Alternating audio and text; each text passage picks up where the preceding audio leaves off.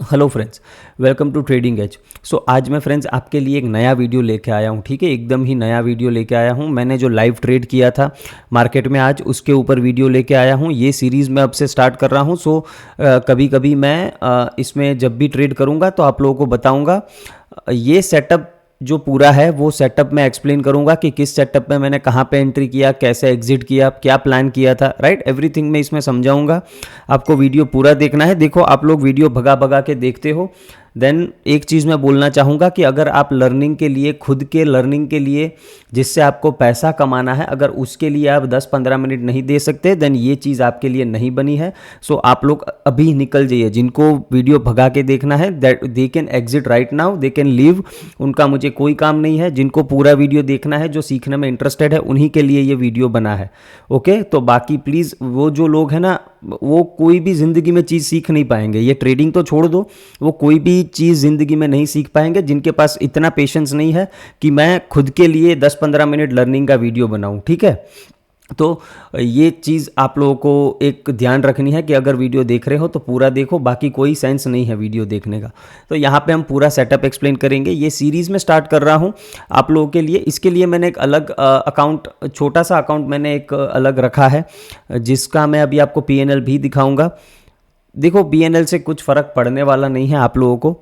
वो मेरा main account है भी नहीं, राइट। वो जीरोधा का अकाउंट है। मैं मेन अपने एंजल वन में ट्रेड करता हूँ। जीरोधा मुझे अभी इतना नहीं पसंद है, बट ये सीरीज़ के लिए मैंने सोचा कि उस अकाउंट में मैं कुछ ना कुछ बोलते हैं ना, प्रैक्टिस करता रहता हूँ, कुछ नई चीज़ सीखता हूँ। तो उसी अकाउंट में मैं ये ट्रेड किया हूँ। छोटा सा अकाउंट है। उसमें अभी जब भी मैं लाइव ट्रेडिंग करूँगा तो उस अकाउंट में मैं आपको डेफिनेटली कुछ दिखाने की कोशिश करूँगा। तो अभी देखो, इस सेटअप को समझना है। ये सेटअप मैंने बहुत बार डिस्कस किया है। हमारे डेली एनालिसिस वीडियो आप देखते हो तो मैंने ये डिस्कस किया हुआ है। जो पुराने व्यूअर्स हैं उनको पता होगा, जो जिनको नहीं पता उनके लिए पूरा ये मैंने रिटर्न में यहाँ पे दे दिया है। अभी मैं एक्सप्लेन करूँगा सारी चीज़ें। बहुत ही सिंपल सा सेटअप है, कुछ ज़्यादा आपको सोचना नहीं है, राइट। देखो, जिनको पहले पीएनएल देखना है उनको मैं वो दिखा देता हूँ। ठीक है, ये बहुत ही छोटा अकाउंट है। ये एक चीज़ समझनी है आपको। ठीक है, ये यहाँ पे ये आपको प्रॉफिट दिख रहा होगा। मैं इसको रिफ़्रेश कर देता हूँ ताकि जिनको डाउट हो वो क्लियर हो जाए। ये एक देखो, यहाँ पे मैंने ये जो ट्रेड था, ये वाला, ये ट्रेड हमने किया था, वही ट्रेड मैं एक्सप्लेन करूँगा। ये मॉर्निंग में एक स्कैल्पिंग का ट्रेड था, सिर्फ छोटा सा। और यहाँ पे मैंने बोला कि मैं कुछ एक्सपेरिमेंट करता रहता हूँ, तो मैंने बैंक निफ्टी का कुछ मॉर्निंग में ऑप्शन सेलिंग का कुछ किया था यहाँ पे। ठीक है, तो एक ये था, बाकी और कुछ नहीं है। ये एक छोटा सा अकाउंट है यहाँ पे। ठीक है, अब मैं यहाँ पे आपको अगर फंड दिखाऊं तो आप देख सकते हो, छोटा सा अकाउंट है, कुछ नहीं है, राइट। मेरे बड़े भाई का अकाउंट है बट मैं यूज़ कर रहा हूँ। बहुत ही छोटा है, इसमें कुछ नहीं है। बस आपको सीखना यही है कि ये कैसे मैंने प्लान किया है, राइट। तो बस ये दिखा दिया। अभी देखो, सेटअप पे आ जाते हैं। सेटअप आपको कैसे ये चीज़ मैंने प्लान की, सिंपली अगर हमारा वीकली एनालिसिस वीडियो आपने देखा है, देन मैंने क्लियरली ये चीज़ आपको बताई थी कि हमको ये जो लेवल है, की लेवल है 280, इसके नीचे मार्केट जाएगा, सस्टेन करेगा, तभी कुछ ज़्यादा बेरिशनेस मार्केट में आएगी। उससे पहले मार्केट बेयर मोड में नहीं जाएगा, राइट। ये हमने क्लियरली एक चीज़ डिस्कस की थी कि उससे पहले मार्केट बेयर मोड में नहीं जाएगा। तो पहली चीज़ ये थी। दूसरा, ये देखो, ये 4 घंटे का फेयर वैल्यू गैप है। यहाँ पे राइट में देखो आप, यहाँ पे 4 आवर का फेयर वैल्यू गैप है यहाँ पे। तो ये सब मैं मार्क करके रखता हूँ अपने चार्ट पे। ओके, तो आपको भी करना चाहिए। ये आपको ट्रेड लेने के टाइम पे कॉन्फिडेंस देता है। दूसरा चीज़ क्या है यहाँ पे, कि यहाँ पे मार्केट इस लो, जो भी यहाँ पे लॉन्ग गए होंगे, राइट, वो यहाँ से लॉन्ग गए होंगे, वो अपने स्टॉप लॉस ट्रेल करके कहाँ रखेंगे। आपको लगता है कि वो स्टॉप लॉस यहाँ पे रखेंगे, बट यहाँ पे नहीं रखेंगे। यहाँ पे ज़्यादा स्टॉप लॉस नहीं होंगे मार्केट के पास। क्यों? बिकॉज ये सबको पता है कि ये रेंज है, तो इसके नीचे मार्केट थोड़ा सा भी आएगा तो स्टॉप ट्रिगर हो जाएंगे, राइट। तो जो बड़े प्लेयर्स हैं उनके स्टॉप्स कहाँ पे होते हैं? जहाँ पे बड़े स्विंग्स बने हैं। तो ये सिंपल है। ये जो यहाँ पे हर जगह मार्केट में स्टॉप लॉसेस पड़े थे, राइट। और मेजर स्टॉप लॉसेस कौन से थे? इस स्विंग के, बिकॉज इस स्विंग पे देखो, फिर यहाँ से एक अच्छा रिएक्शन मार्केट ने दिया है। तो लास्ट स्विंग इंपॉर्टेंट जो है वो यही था, राइट। तो यहाँ पे मार्केट ने उस स्विंग की वहाँ पे सारे स्टॉप लॉस हंट किए हैं। सिंपल है, बहुत ही सिंपल चीज़ है। नाउ सेटअप पे आ जाते हैं कि सेटअप क्या था। देखो, ये जो एक मार्केट को क्या करना चाहिए, मार्केट शुड रिएक्ट फ्रॉम ओबी मतलब ऑर्डर ब्लॉक, या तो एफवीजी या आईएफवीजी या तो ब्रेकर ब्लॉक, ठीक है। इनमें से कोई भी चीज़ से मार्केट को पहले तो रिएक्ट करना चाहिए। अभी हमको सिंपली पता है कि मार्केट का ट्रेंड क्या है, मार्केट एक अप ट्रेंड में है, तो यहाँ पे शॉर्ट जाने का तो मैंने बिल्कुल ही मना किया था, राइट। इस लेवल के नीचे तक हमने शॉर्ट का कोई प्लान नहीं किया था, यहाँ से एक छोटा सा स्कैल्प मिल सकता था, ये हमने डिस्कस किया था, तो मार्केट ने वैसा ही किया। इसके नीचे आया तो ये एक 40-50 पॉइंट का स्कैल्प मार्केट ने दिया है, बट मैं इसमें इंटरेस्टेड नहीं था, राइट। मुझे ये मूव कैच करने में इंटरेस्ट है, इसमें इंटरेस्ट नहीं है। यहाँ पे मार्केट ने क्या किया, मार्केट नीचे आता है, ये लो का भी लिक्विडिटी लेता है, फिर देता है ये डिस्प्लेसमेंट। तो हमें बस इस चीज़ का वेट करना है, सिंपली इस चीज़ का वेट करना है। दूसरा पॉइंट क्या है, देखो पहला पॉइंट मार्केट को ओबी एफवीजी इसमें से रिएक्ट करना चाहिए, तो ये 4 घंटे की एफवीजी है, यहाँ पे मैंने दिखाया, यहाँ से मार्केट ने रिएक्ट किया। रिएक्ट मतलब समझो ये नहीं चाहिए, ठीक है। मैं सारे पॉइंट्स आगे दिखाऊंगा। There should be a sharp move, देख रहे हो आप, समझ रहे हो आप, शार्प मूव होना चाहिए। क्या ये शार्प मूव है? नहीं है ना, राइट। यहाँ पे मार्केट ने क्या किया, ऊपर गया, नीचे आया, ऊपर गया, this is not a sharp move. ये एक शार्प मूव है, क्यों? बिकॉज इसने स्ट्रक्चर ब्रेक किया है। आप अगर यहाँ पे देखो तो ये जो लास्ट स्विंग हाई था उसका इसने ब्रेकआउट दिया है इसके ऊपर। सो ये हमारे लिए अभी इसीलिए इंपॉर्टेंट हो जाता है बिकॉज ये स्ट्रक्चर ब्रेक हुआ है। तो इस तरह का शार्प मूव चाहिए जो स्ट्रक्चर ब्रेक करे, ओके। ये सारे पॉइंट्स आप नोट कर लीजिए। There should at least create 1 FVG, एक फेयर वैल्यू गैप बनना चाहिए, ओके। एक फेयर वैल्यू गैप यहाँ पे बनना बहुत इंपॉर्टेंट है। क्या यहाँ पे फेयर वैल्यू गैप बना है? नहीं बना है, राइट। यहाँ पे देखो मल्टीपल फेयर वैल्यू गैप्स बने हैं 5 मिनट्स में, अगर आप देखोगे तो मल्टीपल फेयर वैल्यू गैप्स बने हैं। तो ये मल्टीपल चलेगा, बट एक मिनिमम होना चाहिए, बाकी उससे ज़्यादा बनते हैं then it is okay, but एक मिनिमम होना चाहिए। Entry from overlapping FVG if there are multiple FVGs. Now देखो ओवरलैपिंग एफवीजी क्या होता है वो समझाता हूँ मैं, जस्ट अ सेकेंड। यहाँ पे अगर आप देखोगे, मैं आता हूँ 15 मिनट्स पे, ओके 15 मिनट्स पे आएंगे। एक सिंपल सी चीज़ मैं आपको बताना चाहता हूँ। यहाँ पे देखो 5 मिनट्स में आपने देखा मल्टीपल एफवीजीज थी, तो आप कंफ्यूज हो जाओगे सर हम एंट्री कहाँ पे करें, ओके। ये एक कन्फ्यूजन डेफिनेटली आपको होगा। तो उस टाइम पे क्या करना है, आपको ओवरलैपिंग पार्ट जो होता है ना फेयर वैल्यू गैप का, उधर से एंट्री प्लान करनी होती है। ओवरलैपिंग पार्ट क्या होता है यहीं आपको मैं दिखाता हूँ। देखो ये एक लास्ट स्विंग था मार्केट का, राइट। ये मार्केट का लास्ट स्विंग था जिसको इसने ब्रेक किया। तो हमारे लिए कितना पार्ट, देखो ये पूरा फेयर वैल्यू गैप है, जस्ट अ सेकेंड। 15 मिनट का फेयर वैल्यू गैप क्या है, ये पूरा ही फेयर वैल्यू गैप है, राइट। ये पूरा फेयर वैल्यू गैप है। ना सर हमें पता कैसे चलेगा कि यहीं से एंट्री करनी? देखो जो सेफ ट्रेडर है वो एक 15 मिनट कैंडल क्लोज का वेट कर सकते हैं। यहाँ से जब मार्केट रिएक्ट करे एक अच्छी bullish candle, okay bullish candle होनी चाहिए, डोजी या रिजेक्शन वाली कैंडल नहीं, इस तरह की यहाँ पे जो बनी है। तो क्या होगा कि आप यहाँ पे एंटर कर सकते हो, इधर का स्टॉप लॉस लगा सकते हो, ओके। जो नए ट्रेडर्स हैं जो अभी अभी एसएमसी सीख रहे हैं उनके लिए ये एंट्री परफेक्ट होती है। ये फेयर वैल्यू गैप से सिंपली यहाँ से आप एंटर कर सकते हो। बट जो प्रो ट्रेडर्स हैं जिनको थोड़ा बहुत नॉलेज है स्मार्ट मनी कंसेप्ट का, उनके लिए एक सिंपल चीज़ है, हमें ओवरलैपिंग पार्ट का वेट करना है। ओवरलैपिंग पार्ट कौन सा है? देखो ये स्विंग हाई और यहाँ पे एफवीजी का ये जो अपर एंड है बहुत ही छोटा है। मैं जूम कर देता हूँ ताकि आपको क्लियरली दिखे, ओके।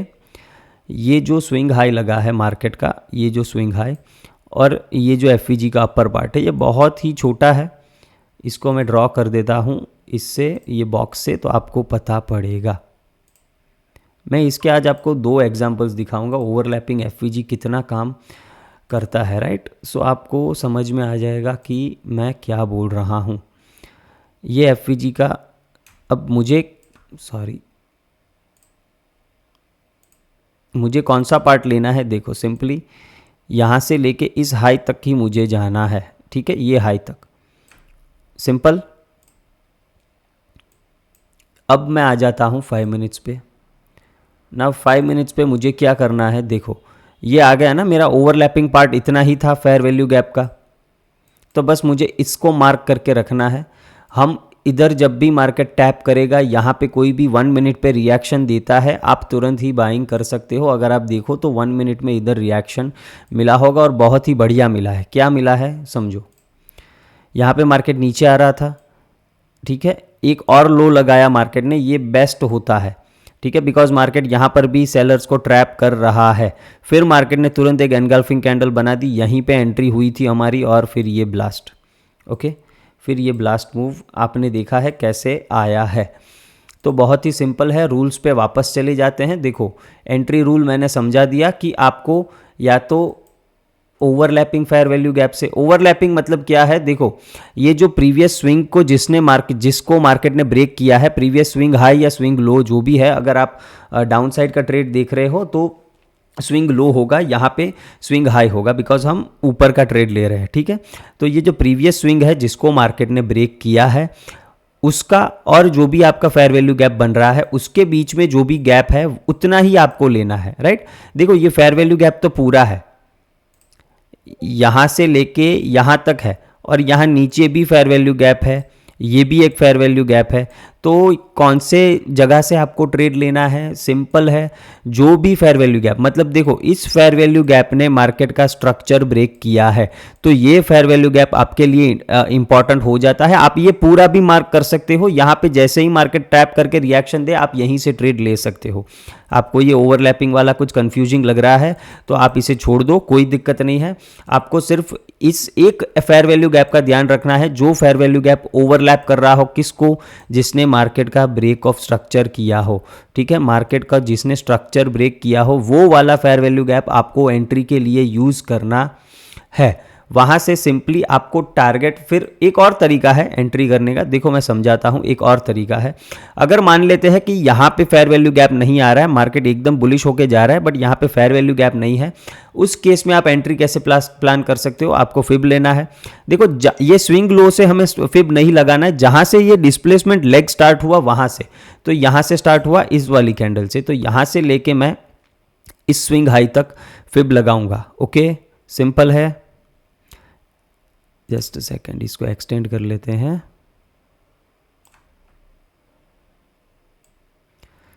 थोड़ा यहाँ पे एक्सटेंड कर लेते हैं, ओके। नाउ दूसरी एंट्री आप कैसे प्लान कर सकते हो, सिंपल है, आपको फिब का 0.5 से लेके 0.62 का जो रेंज है, देखो एग्जैक्टली 0.5 पे इसने टैप किया है और इन दोनों के बीच में आप कहीं पे भी रिवर्सल एक्सपेक्ट कर सकते हो। आप दूसरा एंट्री इस तरह से भी प्लान कर सकते हो, ओके। तो एंट्री करने के दो तरीके हैं।